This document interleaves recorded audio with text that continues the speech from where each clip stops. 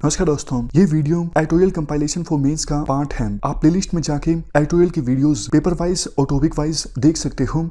और अगर आप दिसंबर 2019 के बाद की वीडियोस को देखना चाहते हो तो वीडियो के नीचे मौजूद ज्वाइन बटन की सहायता से आप मेंबरशिप को ज्वाइन कर सकते हो। चलिए डिस्कशन स्टार्ट करते हैं। आप जीएस पेपर 1 के इस टॉपिक से आर्टिकल को रिलेट कर सकते हो। इवन देखो, जीएस पेपर 3 के सिक्योरिटी से भी इस आर्टिकल को रिलेट किया जा सकता है।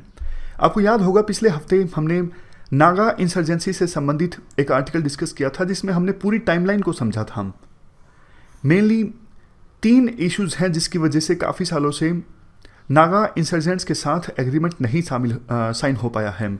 वैसे तो देखो, अभी फिलहाल काफ़ी सारे नागा ग्रुप्स के साथ गवर्नमेंट की बातचीत चल रही है पीस एग्रीमेंट साइन करने के लिए, लेकिन उसमें से सबसे जो मेन है वो है NSCN-IM, national socialist council of Nagalim इसक मुइवा। मेनली देखो 3 इश्यूज हैं जिसकी वजह से एग्रीमेंट साइन होने में काफ़ी देर हो गई। एक तो देखो, इस ग्रुप के द्वारा ये मांग की जाती रही है कि हमारे देश में वो एरियाज जहाँ पे नागा रहते हैं उन सबको अलग करके एक अलग से राज्य बनाया जाए इंडिया के अंदर ही। जैसे देखो, मणिपुर का कुछ एरिया वहाँ पर नागाज रहते हैं, अरुणाचल प्रदेश के कुछ एरिया में नागा रहते हैं, असम का कुछ एरिया नागा कॉन्सेंट्रेटेड है। तो इन सभी एरियाज को अलग करके काट के एक अलग से राज्य बनाया जाए ग्रेटर नागालिम इंडिया के अंदर ही। लेकिन आप सोच के देखिए, क्या इस इशू पर असम, अरुणाचल प्रदेश, मणिपुर ये सब सहमत होंगे? नहीं होंगे। वो तो बोलेंगे ना कि भैया आप हमारा एरिया क्यों ले रहे हो, हमारा एरिया लेके आप अलग से राज्य क्यों बना रहे हो। तो वो तो डेफिनेटली विरोध करेंगे। दूसरा इशू ये है, नागा ग्रुप NSCN इसक मुइवा ये चाहता है कि नागालिम इंडिया के अंदर तो हो लेकिन उनका अलग से संविधान हो, अलग से फ्लैग हो, जैसे जम्मू एंड कश्मीर का था आर्टिकल 370 को इनइफेक्टिव बनाने से पहले। अब देखो, ये मांग भी सेंट्रल गवर्नमेंट के लिए स्वीकार करना इम्पॉसिबल है, क्योंकि देखो रूलिंग पार्टी के द्वारा हमेशा से ही एक देश, एक संविधान, एक विधान इस प्रकार की बातें की जाती रही हैं।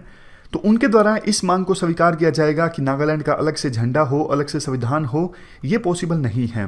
तो ये कुछ इश्यूज थे जिसकी वजह से एग्रीमेंट नहीं साइन हो पा रहा था। तो इसके बाद आर्टिकल में बोला जाता है कैसे विभिन्न नागा ग्रुप्स के बीच इंटरनल पॉलिटिक्स का फायदा उठाया गया और अब सिचुएशन ये आ गई है कि जल्द ही एग्रीमेंट साइन हो सकता है नागा ग्रुप्स के साथ और पीस एग्रीमेंट इस्टेब्लिश हो सकता है। समझ गए? फिर से बोलता हूं, आर्टिकल में यह कहा जाता है सेंट्रल गवर्नमेंट के द्वारा नागा ग्रुप्स के बीच की जो पॉलिटिक्स है उसका फायदा उठाया गया और अब ये जो मांगे हैं जिसकी वजह से एग्रीमेंट नहीं साइन हो पा रहा था वो मांगे कमजोर हुई हैं। थोड़ा सा अब डिस्कस कर लेते हैं सेंट्रल गवर्नमेंट ने किस प्रकार से काम किया है।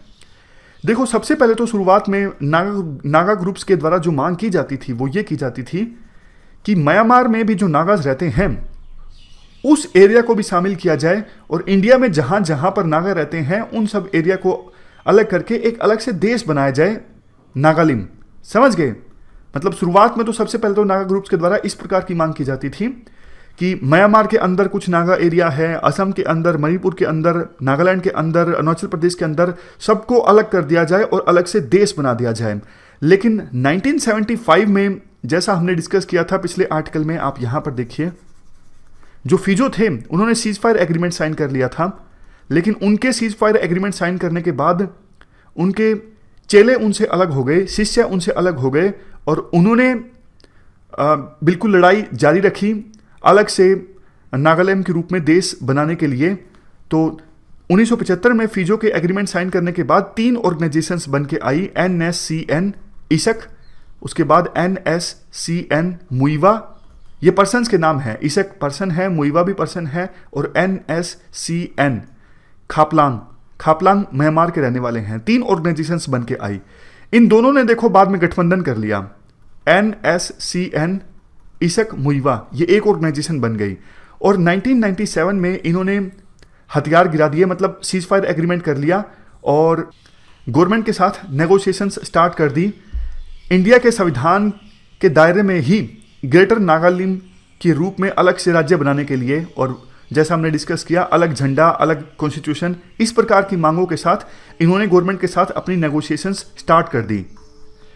उसके बाद 2001 में जो national socialist council of Nagaland Khaplang organisation जो थी, तीसरे जो पर्सन थे, उन्होंने भी सीज फायर एग्रीमेंट साइन कर लिया सेंट्रल गवर्नमेंट के साथ।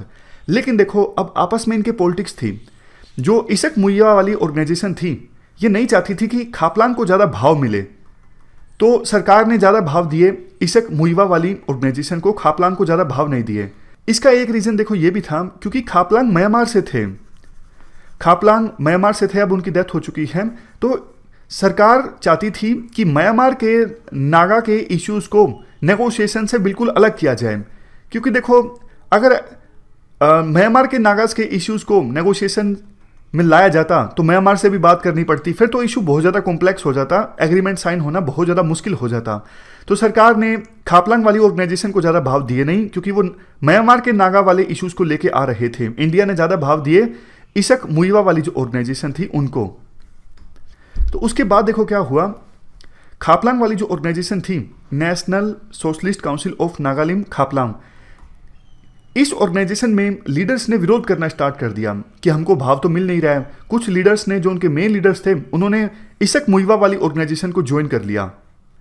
तो सिचुएशन को देखते हुए खापलांग ने 2015 में सीज फायर एग्रीमेंट को ख़त्म कर दिया। और आपको याद होगा मणिपुर में हमारे 19 के आसपास जवान शहीद हुए थे, उन्होंने अटैक किया था सीज फायर एग्रीमेंट को ख़त्म करने के बाद, और नागा इंसर्जेंसी का इशू एक बार फिर से मीडिया में छा गया था। लेकिन उसके बाद सरकार भी हरकत में आई थी। National socialist council of Nagaland Khaplang के सीज फायर एग्रीमेंट खत्म करने के बाद आर्मी ने कार्रवाई स्टार्ट की। म्यांमार की सरकार के साथ मिलकर उनके जो ठिकाने थे म्यांमार में, उनको ध्वस्त कर दिया गया। बाद में खापलांग की डेथ हो गई और ये जो ऑर्गेनाइजेशन थी वो भी 2 पार्ट्स में डिवाइड हो गई, और एक पार्ट ने भारत सरकार के साथ नेगोशिएशन स्टार्ट कर दी एग्रीमेंट साइन करने के लिए। और इसी बीच देखो 2015 में एक फ्रेमवर्क एग्रीमेंट साइन हो गया था सेंट्रल गवर्नमेंट का national socialist council of Nagaland इसक मुइवा वाली ऑर्गेनाइजेशन के साथ। उसके बाद क्या हुआ, अब यहाँ पे इंटरेस्टिंग फेज आ जाता है। अब देखो सरकार को ये लगने लगा कि national socialist council of Nagaland इसक मुइवा वाली जो ऑर्गेनाइजेशन है वो अपनी मांगों को छोड़ नहीं रही है। मतलब अलग से संविधान, अलग से फ्लैग, और मणिपुर, असम, इनका कुछ एरिया निकाल के अलग से राज्य, ये मांगे मानना आसान नहीं था। तो सेंट्रल गवर्नमेंट ने 2015 के बाद दूसरे जो छोटे मोटे नागा ग्रुप्स थे नागालैंड में, उनके साथ भी नेगोशिएशन स्टार्ट कर दी। कुछ तो ऐसे थे जो इसी ऑर्गेनाइजेशन के फैक्शन ग्रुप्स थे, मतलब इसी ऑर्गेनाइजेशन से अलग हुए थे, उनके साथ सरकार ने बातचीत स्टार्ट कर दी। ऑर्गेनाइजेशन का नाम भी है, एक आप नाम भी देख लीजिए यहाँ पर देखो, umbrella organisation the Naga national political groups. इस ऑर्गेनाइजेशन को भी नेगोशिएशन में शामिल कर लिया सरकार ने, क्योंकि सरकार को लगता था कि जो ये इसक मुइवा वाली ऑर्गेनाइजेशन है ये ज़्यादा भाव खा रही है, तो दूसरे जो नागा ग्रुप्स हैं उनको भी नेगोशिएशन में शामिल करो। अब देखो काफ़ी सारे जो नागा ग्रुप्स थे वो सरकार के साथ नेगोशिएट कर रहे थे, और ये जो ऑर्गेनाइजेशन थी इसक मुइवा वाली, ये अपनी मांगों को छोड़ नहीं रही थी। और इसी बीच इसक की भी डेथ हो गई, बचे सिर्फ मुइवा। और मुइवा कहाँ के रहने वाले हैं, वो देखो नागालैंड के रहने वाले नहीं हैं, वो मणिपुर के रहने वाले हैं। इससे क्या फ़र्क पड़ता है, इससे देखो फ़र्क पड़ता है क्योंकि नागालैंड के अंदर जो नागा ग्रुप्स हैं वो इस चीज़ को लेके इतने उत्साहित नहीं हैं कि असम का कुछ एरिया शामिल किया जाए, मणिपुर का कुछ एरिया शामिल किया जाए, अरुणाचल प्रदेश का कुछ एरिया शामिल किया जाए। नागालैंड के नागा ग्रुप्स इस मांग को लेके इतने उत्साहित नहीं है जितने कि खापलांग थे। खापलांग रहने वाले थे मणिपुर के, इसलिए वो ज़्यादा उत्साहित थे इस चीज़ को लेके। और अब तो देखो आपको पता है दूसरे नागा ग्रुप्स नेगोशिएशन में शामिल हो गए थे, तो वो तो देखो जल्द से जल्द एग्रीमेंट चाहते थे। वो ये चाहते थे अलग से संविधान, अलग से फ्लैग, और मणिपुर का एरिया, बाकी जो एरिया है उसकी भी जरूरत नहीं है, एक बार आप एग्रीमेंट साइन कर लो और बाकी जो ये इश्यूज हैं इनको बाद में देख लेंगे। तो इसक मुइवा वाली ऑर्गेनाइजेशन मान नहीं रही थी, लेकिन सरकार ने एक बार कह दिया साफ साफ कि हम 31 अक्टूबर से पहले एग्रीमेंट साइन कर लेंगे, बेशक इसक मुइवा वाली जो ऑर्गेनाइजेशन है वो अपनी हामी भरती है या फिर नहीं भरती है। तो इस ऑर्गेनाइजेशन पे भी दबाव काफ़ी ज़्यादा बढ़ गया। इनको लगने लगा कि अगर देखो हम एग्रीमेंट नहीं साइन करते हैं तो बहुत सारे जो लीडर्स हैं वो हमारी काउंसिल को छोड़ देंगे और भारत सरकार के साथ एग्रीमेंट साइन कर लेंगे। तो अब दबाव में आके ये जो ऑर्गेनाइजेशन है जो पहले अपनी मांगों को नहीं छोड़ रही थी, उन्होंने भी कह दिया है कि ठीक है, हम कुछ कॉम्प्रोमाइज़ करने के लिए तैयार हैं और सरकार को बोला आप भी कुछ कॉम्प्रोमाइज़ कीजिए ताकि किसी प्रकार का एग्रीमेंट हम साइन कर सकें। तो पूरे आर्टिकल का जो एसेंस निकलता है वो ये निकलता है कि सरकार ने अच्छा काम किया है, मतलब काफ़ी सारे अच्छे स्टेप सरकार ने लिए ताकि नागालैंड में एक पीस एग्रीमेंट साइन हो सके। जैसे देखो, अभी जो नागालैंड के गवर्नर है ना RM रवि, वो पहले नेगोशिएटर रहे हैं नागा ग्रुप्स से बातचीत करने के लिए, मतलब वो ऑफिसर थे, IAS ऑफिसर थे, रिटायर होने के बाद उनको गवर्नर बना दिया गया। तो ये भी सरकार का एक अच्छा स्टेप था। उन्होंने नागालैंड में विभिन्न ऑर्गेनाइजेशंस के साथ संपर्क किया, जैसे church, student organisation, women organisations, ताकि सबको पीस एग्रीमेंट के लिए एक मंच पर लाया जा सके। इससे भी जो इसक मुइवा वाली ऑर्गेनाइजेशन थी उस पर दबाव बना, क्योंकि उनको लगने लगा कि एग्रीमेंट तो अब साइन होना ही है, तो अगर हम हमारी जो मांगे हैं वो नहीं छोड़ते हैं तो हम इररिलेवेंट हो जाएंगे, क्योंकि पिछले 70 सालों से नागालैंड में इंसर्जेंसी थी, इससे सबका नुकसान ही हुआ है, फायदा किसी का नहीं हुआ है, इसलिए भी उन पर दबाव बढ़ा। तो कुल मिला के अभी तक एग्रीमेंट तो साइन नहीं हुआ है, लेकिन जल्द ही एग्रीमेंट साइन हो सकता है और इसक मुइवा वाली जो ऑर्गेनाइजेशन है वो भी एग्रीमेंट साइन करने में पार्टिसिपेशन अपना निभाएगी, वो भी अलग नहीं रहेगी, ऐसा आर्टिकल के द्वारा बोला जा रहा है। इस डिस्कशन में फिलहाल इतना ही है। Thank you very much for discussion.